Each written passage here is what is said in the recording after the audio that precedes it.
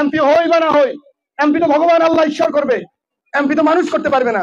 আপনাদের পাশে থাকবো, আপনাদের ছেলে হয়ে থাকবো, এমপি হলেও থাকবো, এমপি না হলেও থাকবো।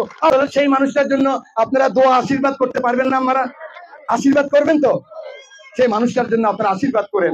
বহু অনেক নির্যাতিত, আমার নেতা তারেক রহমান অনেক নির্যাতিত, এই মানুষটার জন্য আপনারা দোয়া করবেন, সে যেন বাংলাদেশে আসতে পারে, আপনাদের এই কাজটুকু করতে পারে, এই দোয়াটুকু আপনারা করবেন। আমি জানি আপনাদের আশীর্বাদ, আপনাদের দোয়া ভগবান ঈশ্বর আল্লাহ অবশ্যই শুনবে। তাহাজ্জুদের নামাজ পড়ে যে 2 রাকাত নামাজ পড়ে যে দোয়া করেন, আম্মা আল্লাহ কথা শুনবে না?